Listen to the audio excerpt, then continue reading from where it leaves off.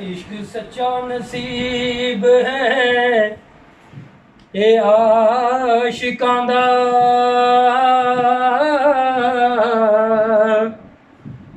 ते आशिक इश्क सरों नाल सजदा है चंद सजदा है नाल तारियां दे ते सूरज दिन दी रोशनी नाल सजदा है ते मैं कसम खुदा दी सच आखां ये सारा जग हजूर नाल सजदा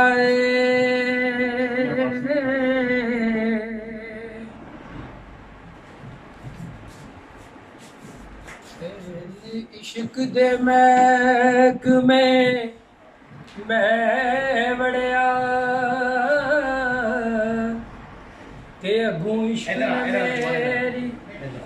जनाई लुटी इश्क लुट दे वलियां पे कमरानों इस कई बादशाहां दी बादशाही लुट लई ते अजे तेरा की लुटिया वे भुलिया इस इश्क ने खुदा दी खुदाई लुट लई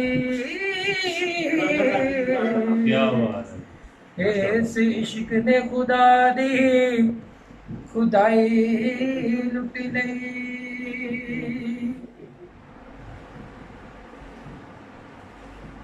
पता आप हालां दा यारो पता आप हालां दा मंदियां नूं गल लाना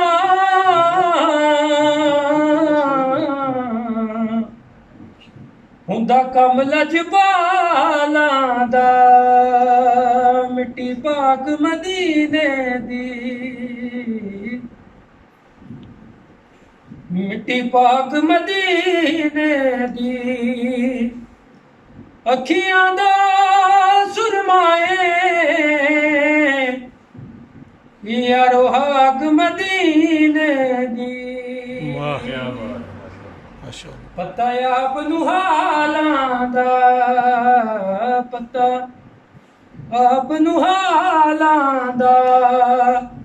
मंदियां नूं गल लाना हुंदा कम लजपालां दा हुंदा कम लजपालां दा मदीने दी खजूर होवे दरूद आका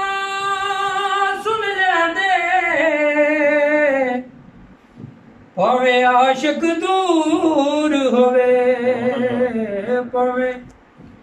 आशिक दूर होवे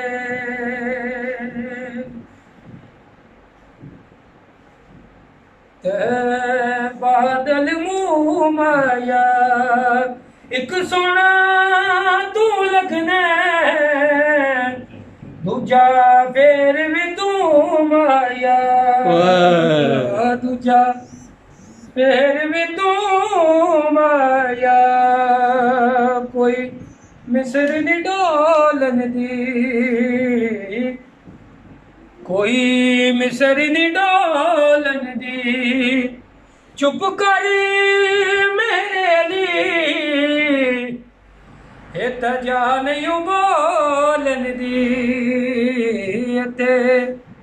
जा नहीं बोलन दी क्या बात लो जी परदेसी भाइयों ने ना पूरी महफिल जो पखाई हुई है माशाल्लाह। प्रदेश दुबई में बैठे हुए हमारे ये शहबाज भाई हैं, बहुत अच्छा कलाम पेश किया है। तो अगर आपको वीडियो पसंद आई तो इस भाई को लाजम सपोर्ट करें। माशाल्लाह कैसी आवाज़ में वो कितनी बुलंद आवाज़ में पढ़ा है, क्या बात है माशाल्लाह, जज़ाकल्लाह। भाई ने बहुत प्यारा कलाम पढ़ा है, वीडियो पसंद आए तो लाइक, कमेंट और चैनल को सब्सक्राइब करना ना भूलिएगा। अल्लाह हाफिज़।